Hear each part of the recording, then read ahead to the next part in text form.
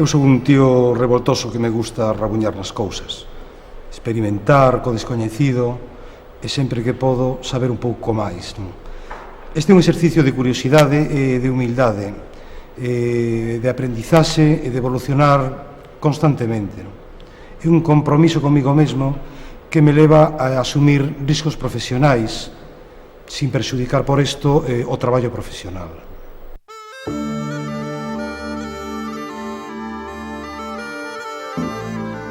Hai dos principios éticos que me enseñou a miña nai, dos que non me quero esquecer.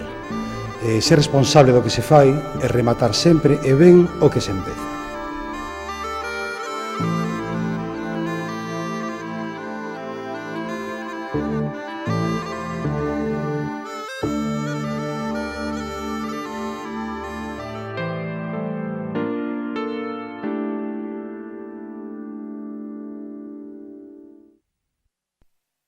Bueno, eu cando tiña 17 anos, pois tive que escoller un destino profesional, cousa complicada para un rapaz que penso que non está suficientemente maduro para decidir tantos anos da súa vida a que se dedica, non? Miña familia era unha familia de clase media e me podía pagar unha carreira universitaria e, bueno, eu escollín medicina, non sei por que razón exactamente. Eu, como era un rapaciño pois ben ensinado xa pola miña nai desde que era neno, e despois tamén por a escola elemental, pois como miña profesión era estudar, e tiña que estudar, estudei ata o final. Estudei tanto que aprobaba todo en suño, incluso con boas notas, non? Ben, pero eu necesitaba como un equilibrio na miña vida, e ese equilibrio encontreino por un lado na música, co grupo NHU, e outro campo que me interesou moito tamén en cuarto de carreira foi a psiquiatría, a asignatura de psiquiatría que me chamaba moito a atención como unha vía distinta á medicina científica e, sobre todo, á antipsiquiatría, que era un movimento que nestes anos existía en Conxo, en Santiago, que escapaba un pouco das terapias agresivas, as terapias dos electroshocks e os comas insulínicos que realmente deixaronse de facer naquela época e gracias a este movimento. A pesar deso, como un tiña moi claro que tiña que exercer como médico, ni siquiera como psiquiatra, todo ten o seu desencanto a pesar de todo, pois eu decido coller un tempo sabático e me vou a Madrid a traballar con un grupo de teatro independente. As miñas obrigas co servicio militar pois fanme abandonar Madrid e achegarme ata Ferrol, el Ferrol del Caudillo. Teño na cartilla unha frase que eu gardo con moito cariño tamén, que pon inútil total. Ben, pois eu estou totalmente de acordo, non? A partir de aí, como teño que retomar a miña vida e non teño outro xeito para ganarme a vida, pois empezo a traballar como médico. Primeiro facendo sustitucións de medicina xeneral no ambulatorio San José, despois como médico rural en Foz.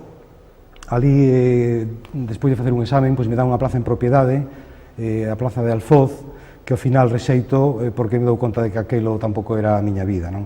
Estiven tamén en urxencias 3 anos, que foi isto casi a puntilla definitiva para abandonar a profesión. Tamén coincide todo ca formación do grupo DOA no ano 78 con Bernardo Martínez, que definitivamente pois deixo a carreira que caia pouquiño a pouquiño, vou abandonando, vou deixando que morra e morre definitivamente.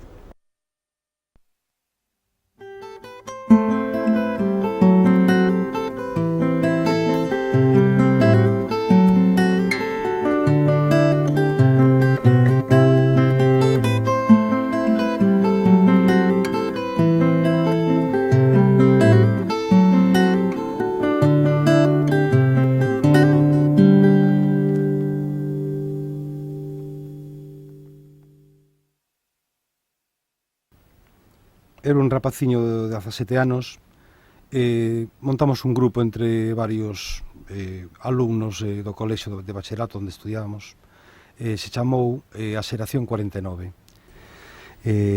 Despois de facer uns cantas galas, pouca cousiña, por aquela época non había nin onde tocar, nin moitas oportunidades, surdiu a oportunidade de presentarnos a un concurso, chamábase o Micrófono de Oro, o cal, despois de unha serie de eliminatorias, o ganamos o grupo mellor grupo instrumental e mellor grupo do concurso.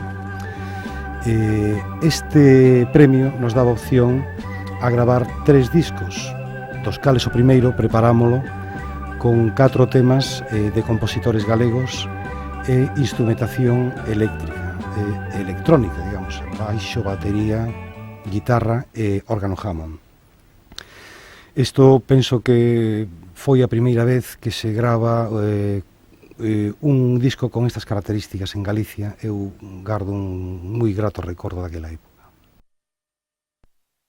O grupo NHU tiña unhas características moi especiais.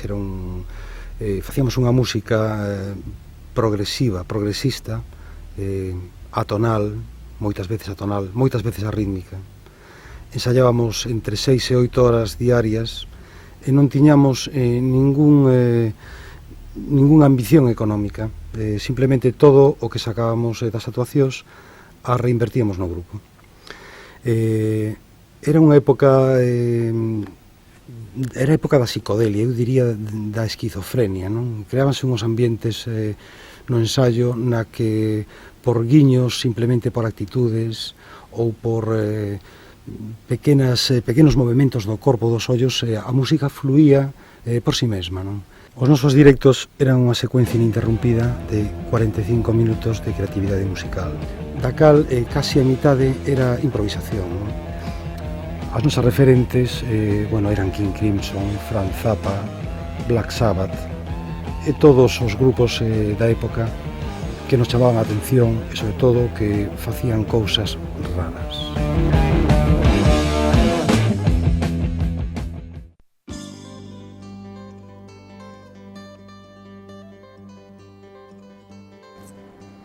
No ano 78, co amigo Berardo Martínez, creamos o grupo DOA para innovar sobre a música tradicional.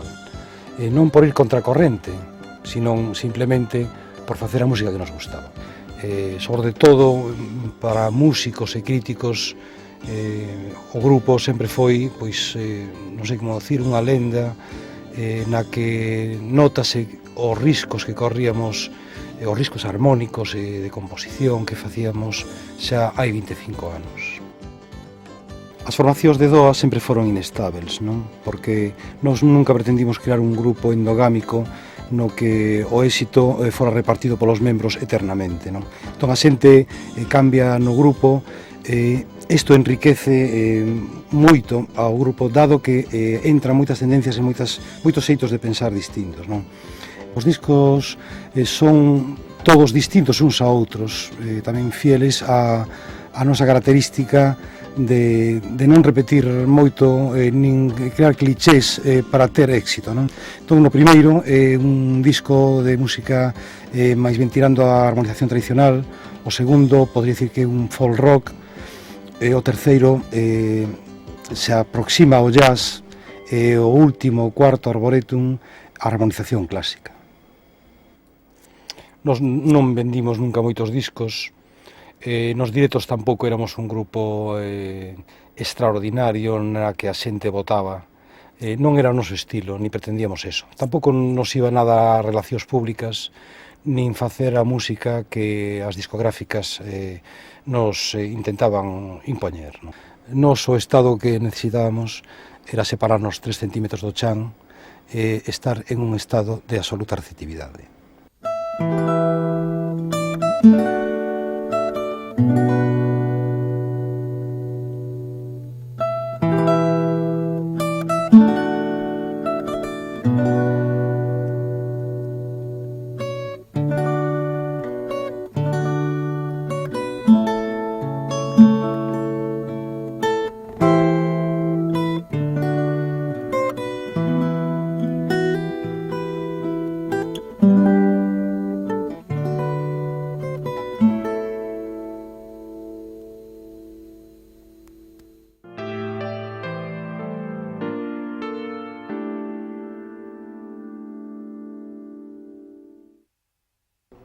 O meu primeiro contacto coa fotografía data do ano 76, penso, na que eu marcho a Madrid ao grupo de teatro Pequeño Zoo, un grupo de teatro de Madrid, de componentes galegos, de teatro independente, digamos, no que pois fago música en directo, acompañando, digamos, a escena, a obra. Nesta época coñezo a Joaquín Amestoi, o fotógrafo do país, que fai unha exposición e me invita a facer, pois, eso, música en directo na exposición. Era unha especie como de happening ou de performance que na época, pois, se facía moi a menudo, non? Todo ali me fixo moito na obra de Joaquín, me gusta moito aqueles blanco e negros tan ben terminados, a temática da obra. El me inicia un pouco a visualizar as imaxes e a parte técnica do mundo da fotografía. Pero, bueno, ainda terían que pasar un par de aniños máis para que eu, entre 1 e 2 anos, para que eu comprase unha cámara. E no ano 78, un estudo de grabación no que estamos facendo o disco Alcabre para Viviano, pois apareceu por ali un personaxe que vendía un corpo de cámara, unha Nikormat, que traía de contrabando de Alemania.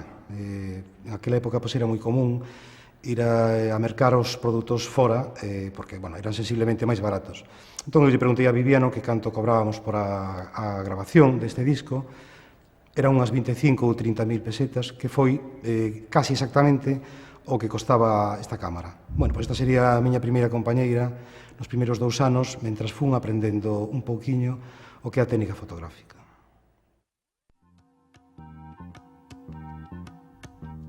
Eu pezo facendo fotos aos amigos, ao meu entorno familiar, a casa, o que teño máis próximo, non? Experimentando, tirando película, porque é a maneira de aprender.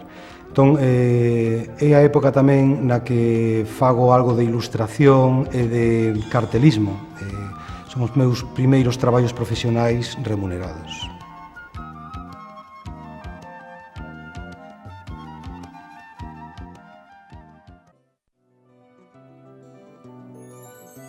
Ca ser Iluminados, dime a coñecer un pouquiño con exposicións que facía primeiro por pubs e bares, o Patacón, o histórico Patacón, e despois, pois, onde me deixan expoñer. Cando eres unha persona que non ten, digamos, ningún currículum ni nada de nada, pois todas son dificultades, non?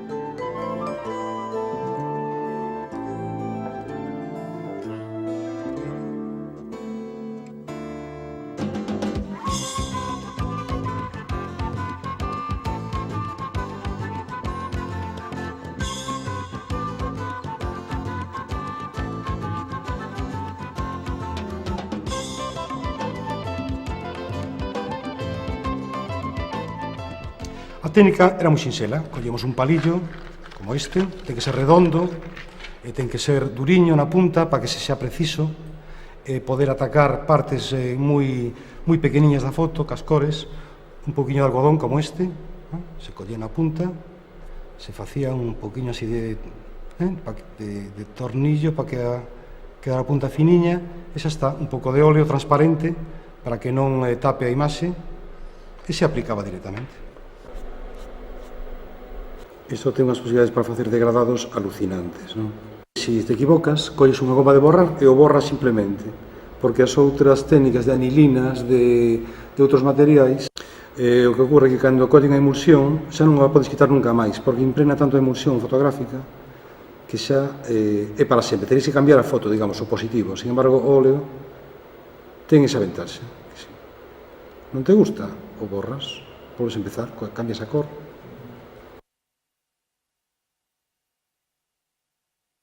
Bueno, me resulta moi curioso que unha vez que xa rematara a serie de Iluminados, pois a xente me decía que me parecía o Ukalele, a fotógrafa madrileña, que tamén facía pois unha técnica similar, non? Cando había entre unha serie e outra, pois 4 anos de diferencia, técnicas distintas, ela traballaba con anilinas, miñas fotografías eran con óleo.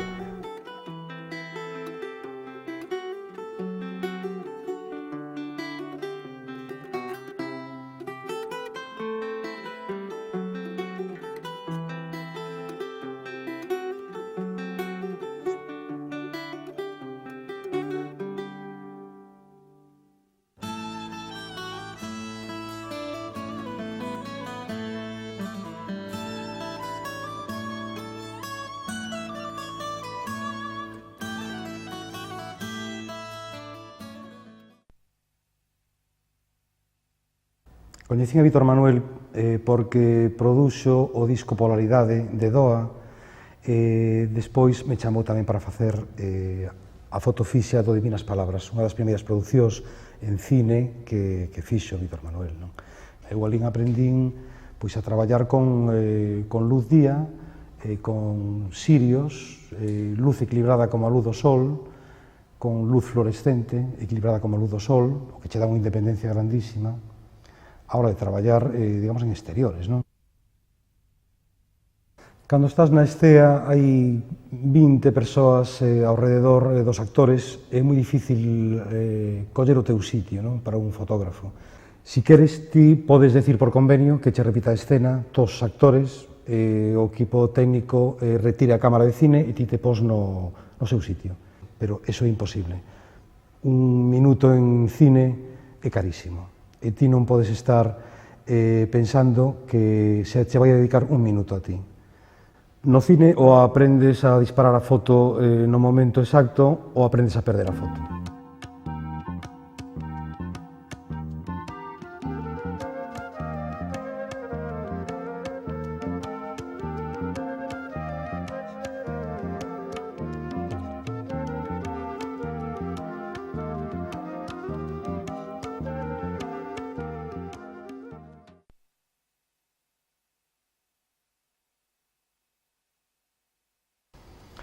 A colección de Galicia Terranai é unha serie feita por encargo. Isto me dá unha fascinación especial, non? O reto de facer un traballo creativo, pero encargado por alguén. Isto non é algo habitual, non? Os traballos por encargo son de publicidade, pero non naide te pide unha cousa en creatividade ou como autor por encargo. Con Galicia Terranai eu intento recuperar o espírito dos Iluminados, da serie dos Iluminados, non en canto a técnica, sino a recreación das esceas, a recuperar nos momentos clave do día, pois un pouco o intansible, un pouco o incomunicable. Leva moito tempo estar esperando para atrapar esas imaxes, non? Feito, moitas veces viña cas mãos baleiras, sin ninguna imaxe, pero sempre tiña a oportunidade de capturalas. A veces se te escapan, pero tiña a oportunidade de capturalas. Eu sempre fui un tipo moi curioso, que me gustou moito, e me gusta, experimentar. Cando facía fotografía analóxica pura, ou digamos blanco e negro, gustaba moito alterar as cores e alterar os procesos dunha maneira química ou fotoquímica, solarizar as fotos. Bueno, incluso as metía en té, en café, en anilinas e todos os colorantes que se me viñan encima, non? Co cambio das tecnoloxías, a tecnoloxía digital, pois eu non sufrín un trauma grande. Moita xente da miña xeración queixase de que non son capaces de adaptarse aos ordenadores, que parece un linguaxe moi complexo. Eu non teño, nin tiven ese problema, porque simplemente estou desexando que aparezan cousas novas para poder experimentar. Me encanta, pois, todo o que me poda parecer novo, aprendelo e incorporalo ao meu traballo. En esta fotografía, que é unha combinación dunha imaxe de 3D con unha fotografía real de As Pontes de García Rodríguez, penso que representa un pouco este matrimonio entre o que é a antiga fotografía en blanco e negro e a tecnoloxía digital, non? As Pontes sufreu unha transformación como se lle pasaran por ela 200 anos, ten unhas figuras no espacio, está coberta por unha cúpula de plástico ou de un material semitransparente que permite que a población, que aumentou sensiblemente tamén, este protexida contra o que está emanando, non?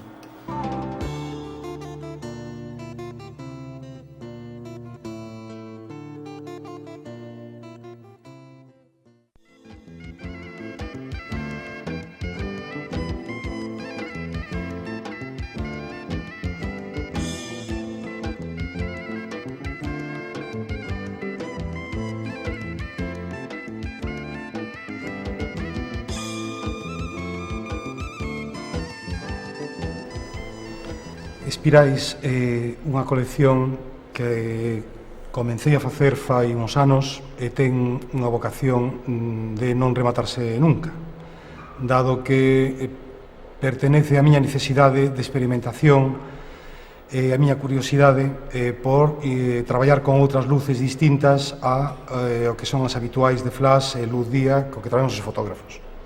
Esta colección ten como denominador común tres cousas. Unha é a forma espiral, por suposto, unha forma natural que se repite ao longo da natureza, a cor vermella como a cor do lume e da enerxía, da construción das cousas, da destrucción, e a muller como fonte básica de inspiración.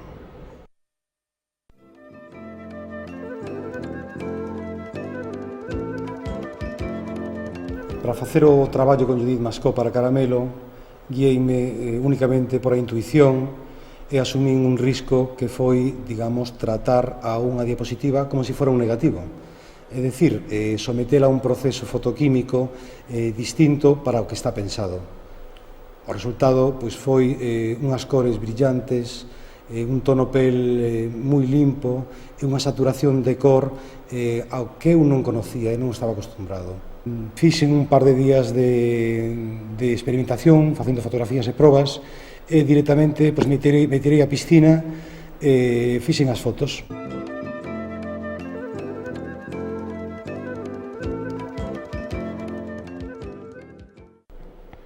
Galicia Moda foi un salto profesional moi grande para todo o sector téxtil, que ata ese momento non existía. Tamén para nós, os fotógrafos, e, bueno, para o resto do colectivo, non? Industria, diseñadores... Era un mundo que estaba comenzando nese momento. E todos medramos un poquinho xuntos, non?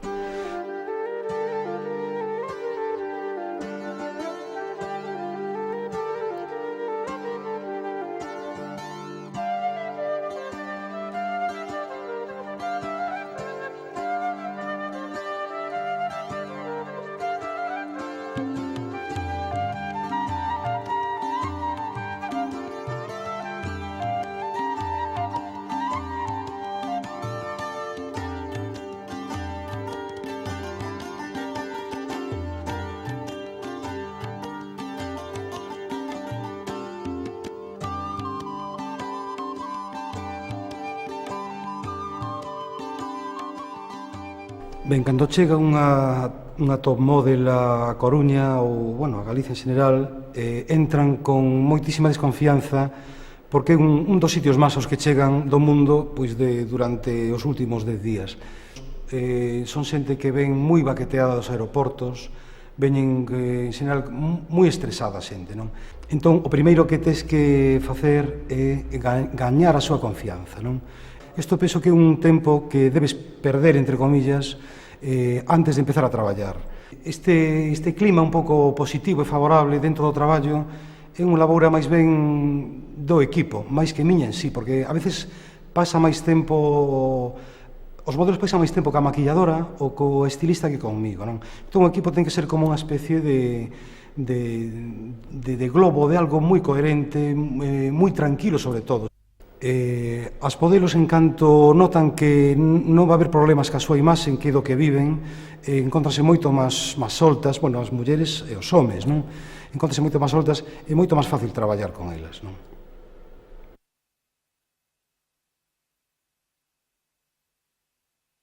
Eu non son exactamente un fotógrafo de moda, aínda que, claro, a mí me puxeron a etiqueta un pouco porque cando veñen as modelos a Galicia, pois os medios de comunicación se interesan moito por o meu traballo. Isto non sucede así cando faz outro tipo de traballo, como un viño, un albariño, por moi boa que sea a colleita ou por moi bonita que sexa a botella. Despois, outra das causas importantes é que os diseñadores galegos apostan moitas veces, non todos, pero moitas veces por fotógrafos de fora de Galicia. Eu dentro da fotografía de moda encontrome moi cómodo, non é unha especialidade que me gusta moito. Penso que a fotografía de moda pode representar moi claramente, moi visiblemente a unha época. Ten unha cantidade grandísima de datos que podría, digamos, rescatar históricamente a ese momento. Bueno, nesta época, que a cantidad de información que manexa xente, a televisión, as revistas, o facer unha imaxe publicitariamente aceptable, o que a xente se pare a vela, é moi complexo.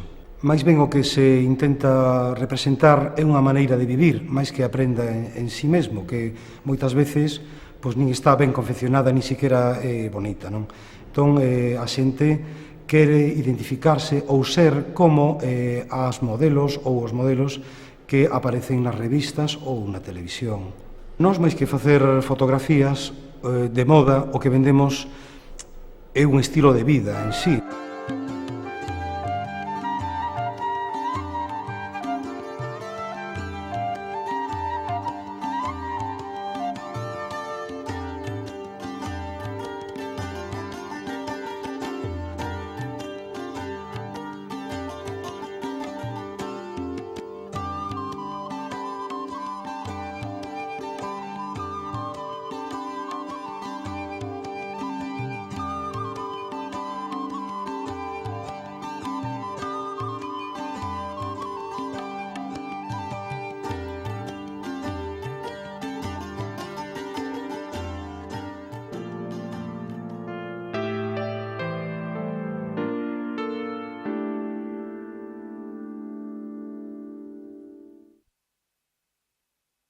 Eu sempre escapei un pouco de conseguir grandes metas, sobre todo conseguirlas instantáneamente. Noto como unha ansiedade general ou unha gran necesidade de triunfar inmediatamente. Non? Concretamente, un dos exemplos máis claros poden ser os concursos da televisión española, os concursos de música, nos que se crea un ídolo en moi pouco tempo que consumimos dunha maneira compulsiva a base de velo moito tempo. Non? Menos mal que a televisión non se pon a fabricar coches ou a fabricar roupa, porque que se quedaría o sector do automóbil ou textil absolutamente arruinado. Non hai erva máis poderosa que unha canle digital emitindo 24 horas algo que quera vender. É imposible de competir con iso. Eso é unha competencia desleal e está máis cerca dun monopolio do antigo réximen que de outra cousa. Bueno, o vértigo ao que te somete a moda é moi grande. Para min gústame ese reto, non? É como unha especie de vértigo que cada 6 meses te exixe facer algo distinto, algo incluso máis que distinto por diante do que vai a sair, non? Te poñen diante normalmente revistas con grandes producións, revistas internacionais, os Vogues, os Blumos. Claro, nós non podemos moitas veces facer imaxes tan poderosas porque non temos os medios, pero sí aproximarnos bastante a base de creatividade e de ilusión, moitas veces, é o que máis move o noso campo. Non? O contrario das top models a veces son as rapaciñas que veñen que queren ser modelos, que actualmente pois os medios de comunicación parece que insisten en este tema, que todo o mundo debe ser modelo ou cantante, non? Entón, bueno, pois eu na miña profesión acuso moito, non? Bueno, pois a mí a verdade é que me dá igual que sexa unha top model ou unha rapaciña que empeza, porque procuro, non nin podo dormir a noite anterior, estou sempre pensando que vou facer, como vou facer, bueno, é unha especie como de desvelo perpetuo que me gusta e me mata. A xente ten unha necesidade grandísima de etiquetarnos e de poñernos en un sector que eles pensan que é así. Entón, eu cando empezaba a facer fotografías, facía as miñas exposicións, coas fotos pintadas, decían que eu era un artista e que era un fotógrafo autor e que non podía facer publicidade por esta causa, non? Que eu moi ben para facer así, pois eso, exposicións. Entón, a mí iso doíame moito, porque un cando empeza, digamos, está disposto a facer o que sexa para traballar, non? En canto eu deixo un pouquiño esta actividade de expoñer e me dedico a facer publicidade, empezo a escoitar todo o contrario, é que un que fai publicidade xa deixe de ser un artista, xa non é un artista. Entón, os puristas da fotografía noto que acúsame un pouco xa de non facer arte, non? Penso que é un tremendo erro, porque dentro da publicidade hai tanto arte como dentro da fotografía de autor. De feito, eu non sou outra persona, sou a mesma persona que simplemente cambia de sitio a miña creatividade.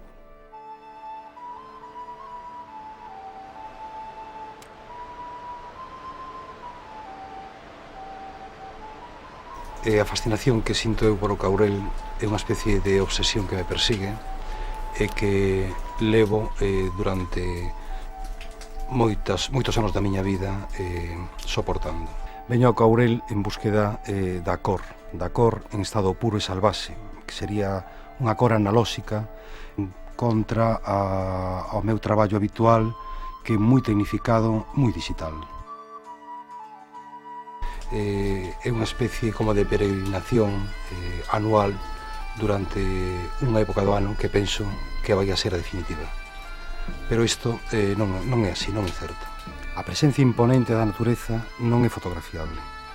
Como fotografiar o silencio, o ruido da auga, os olores. Simplemente con estar presente é suficiente. Esa búsqueda da luz exacta e perfecta que decía Pessoa é unha especie de ilusión. Para conseguir esta imaxe exacta e perfecta non chegaría con vir anualmente ao Caurel, nin con vivir nun pobo, nin siquiera con estar acampado diante da escea. Simplemente terías que estar 24 horas desperto durante moitos anos. Non chega nin siquiera estar desperto 24 horas, porque esa imaxe é unha ilusión que tes na túa cabeza e non existe. Esas cousas pasan, pero ti non estás presente cando pasan. Les pasan a outros, ou non sabes nin cando pasan, ni a quen. Pasan, pero ti non estás ali. Por menos cando estás non sucede. Entón, penso que é mellor ser testigo, simplemente. Ser humilde e estar presente e ver como suceden as cosas. De todos os xeitos, eu do Caurel nunca me vou en balde. Aínda que chova.